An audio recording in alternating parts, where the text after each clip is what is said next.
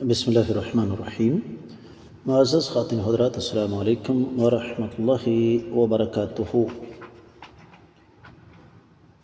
ایک بنیادی اصول یاد رکھیے گا کہ فضائل کے سلسلے میں زیادہ تر احادیث جو ہیں وہ سند کے اعتبار سے صحیح نہیں ہیں۔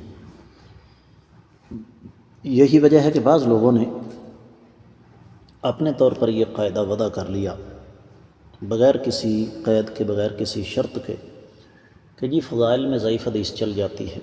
یہ بات درست نہیں ہے۔ آج کی حدیث اسی سلسلے کی ایک کڑی ہے۔ مشکوٰۃ المصابیح کتاب القصاص 3880ویں حدیث کتاب میں اور 35ویں ہے باب میں۔ الفاظ یہ ہیں: وعن ابی الدرداء رضی اللہ عنہ قال سمعت رسول اللہ صلی اللہ علیہ وسلم یقول ما من رجل يصاب بشيء في جسده فيتصدق به الا رفعه الله به درجة وحط عنه خطيئة رواه الترمذي وابن ماجہ۔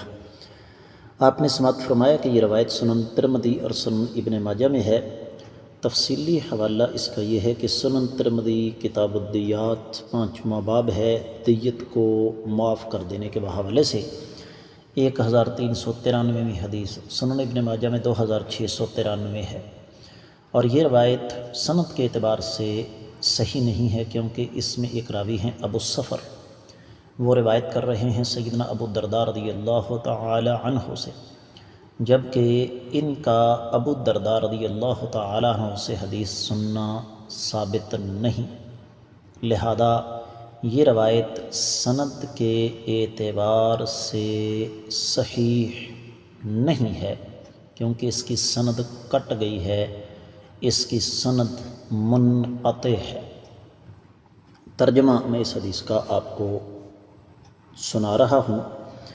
سیدنا ابو الدرداء رضی اللہ تعالیٰ عنہ بیان فرماتے ہیں کہ میں نے آقا علیہ الصلوۃ والسلام سے سنا، آپ فرما رہے تھے کہ جس شخص کے جسم میں کوئی زخم لگ جائے اور وہ معاف کر دے تو اس کی وجہ سے اللہ تعالیٰ اس کا ایک درجہ بلند کر دیتے ہیں اور اس کی ایک خطا معاف کر دیتے ہیں۔ آپ نے سن لیا کہ یہ حدیث صحیح نہیں ہے۔ معزز خواتین حضرات، اگر یہ راستہ کھول دیا جائے تو اس کا نتیجہ بڑا بھیانک نکلے گا۔ ہر آدمی کو معاف نہیں کیا جا سکتا، پھر تو لوگ دن رات لوگوں کو زخمی کریں گے اور پھر یہ توقع رکھیں گے کہ ہمیں معافی مل جائے، اور یہ شریعت کے مزاج کے منافی ہے۔ لہذا اس بارے میں جو روایت ملتی ہے وہ سند کے اعتبار سے صحیح نہیں ہے۔ میں امید کرتا ہوں کہ یہ حدیث اگر آپ کے سامنے آئی تو آپ کہہ دیں گے کہ یہ روایت صحیح نہیں۔ اس کے ساتھ ہی آج کے سبق سے دیجیے اجازت۔ السلام علیکم ورحمۃ اللہ۔